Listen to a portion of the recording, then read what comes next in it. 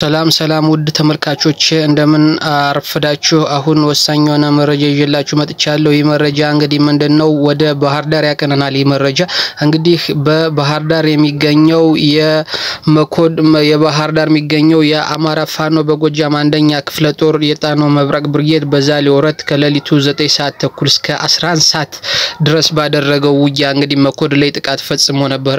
በዚህም በተደጋጋሚ ከባድ መሳሪያ ጥቃት ማድረጉና በጣም ጉዳት ማድረሱን ከምንጮቻችን ገልጿል። ስለዚህ በዚህ ፋኖ ጥቃት እንግዲህ መከላከያ መኮድ ላይ አየር ኃይል ላይ በጣም ከፍተኛ የሆነ ጉዳት ደርሶበታል። ስለዚህ ይህ ኦፕሬሽን እንግዲህ የተደረገው ወደ ጎንደር ትሞሸር በሚለው እንግዲህ ጎንደርን ምን ሊያደርጓት እንደነበረ መረጃዎችን አውጥተንላችሁ ሰምታችሁታል። ስለዚህ ወደ ጎንደር በጣም በብዛት የተንቀሳቀሰውን ኃይል አቅጣጫ ለማስቀየርና የጎንደር ላይ የሚፈጠረውን ጫና ለመቀነስ ሲባል እንግዲህ ይህ ኦፕሬሽን ባህር ዳር ላይ ተደርጓል ማለት ነው። ይህ በክልሉ መዲና በሆነችው ባህር ዳር በመኮድና በአየር ኃይል ላይ ጥቃት በአማራ ፋኖ በጎጃም አንደኛ ክፍለ ጦር የጣናው መብረቅ ብርጌድ እንግዲህ ይህን ሌሊት ላይ ይህን ተልኮ እንግዲህ ይህን ሚሽን ያደረገው እንግዲህ ወደ ጎንደር ትላንት ወደ አመሻሽ አካባቢ እና ሌሊቱንም ሲጓዝ የነበረ ኃይል አለ።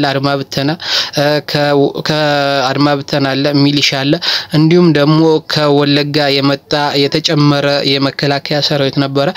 ይህን እንግዲህ ይህን ኃይል ጎንደር ላይ የሚደርሰውን ጫናና ውድመት ለመቀነስ ሲባል የአብይ አህመድ ሰራዊት መበታተኑና መከፋፈሉ ለጎንደር ፋኖች ጥቅም እንዳለው የተገነዘበው እንግዲህ የጎጃም ፋኖ እንግዲህ ይህንን ድል በአርበኛ መነካሴ ትዛዝ በሻለቃ ዝናቡ ልንገረው መሪነት እንግዲህ ይህ ድል እንዲከናወን ተደርጎ በአማራ ፋኖ በጎጃም በአንደኛ ክፍለ ጦር ዋና አዛዥ እንግዲህ ተተግብሯል።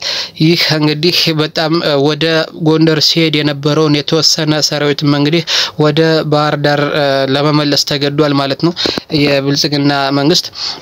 ስለዚህ ወደ ጎንደር ሲሄድ የነበረው መከላከያና አድማ ብተና በከፊል ወደ ባህር ዳር እና ወደ ሌላ የጎጃም ከተሞች ወደነ ማርቆስ አካባቢም ሊመለስ ችሏል ማለት ነው። ስለዚህ ይህ በጣም አሪፍ መናበብ ነው፣ አሪፍ ነገር ነው። ይህ በደንብ መጠናከር አለበት። ይህ አይነት ሲስተም፣ ይህ አይነት ትብብር፣ ይህ አይነት መነጋገርና መናበብ እንግዲህ መቀጠል አለበት።